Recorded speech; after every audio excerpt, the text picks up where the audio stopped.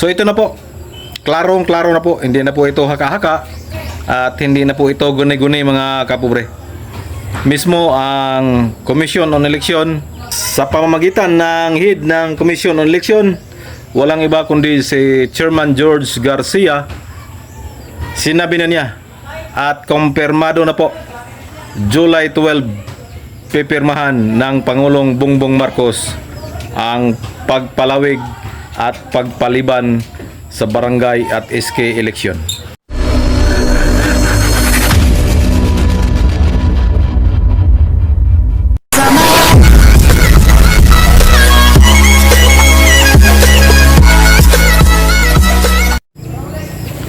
Hello! Magandang hapon mga kapobre. Welcome ulit sa ating munting channel mga kapobre. So, mabilisang update lang to sa barangay at SK election mga kapobre. So ito na po, klarong-klaro na po, hindi na po ito haka-haka at hindi na po ito guni-guni mga kapobre. Mismo ang Commission on Election sa pamamagitan ng head ng Commission on Election, walang iba kundi si Chairman George Garcia, sinabi na niya at kumpirmado na po, July 12 pipirmahan ng Pangulong Bongbong Marcos ang pagpalawig at pagpaliban sa barangay at SK election. Panoorin natin to mga kapobre.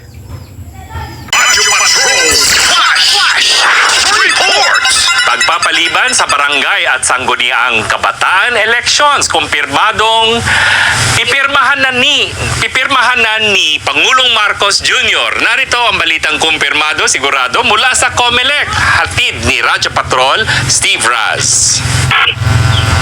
Kinumpirmahan ni COMELEC Chairman George Aaron Garcia na nakatapdang pirmahan ni Pangulong Ferdinand Marcos Jr. ang panukalang batas na nagpapaliban sa barangay at sangguniang kabataan elections sa unang Lunes ng November 2026 mula yan sa original na petsang December 1, 2025. Ayon kay Garcia, nakatanggap sila ng impormasyon mula sa palasyo na magkakaroon ng formal signing ng panukalang batas sa Malacanang sa August 12 alas 2 ng hapon. Sa ilalim ng batas, palalawigin sa 4 na taon ang panunungkulan ng mga opisyal ng barangay at SK mula yan sa dating 3 taon. Papayagan naman ang mga opisyal ng barangay na mahalal ng hanggang 3 termino, habang ang mga SK official ay papayagan lamang makapagsilbi ng 1 termino sa parehong posisyon.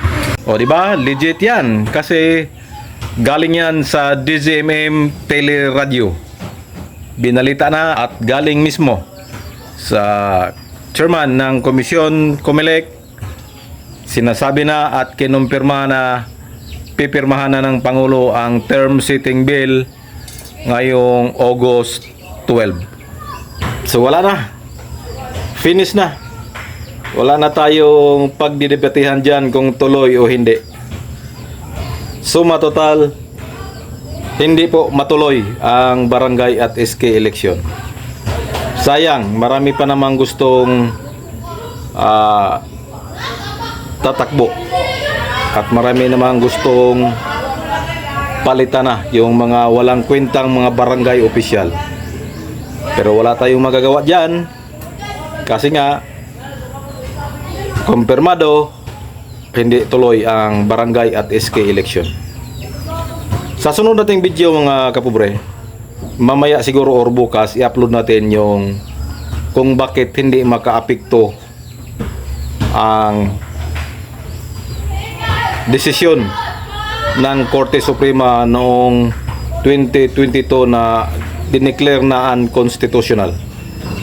Tunghayan natin yon ang pahayag ni Senate President Chess Escudero para malinawan tayo, kasi marami pa rin ang nagsasabi na mananaig daw yung Supreme Court ruling.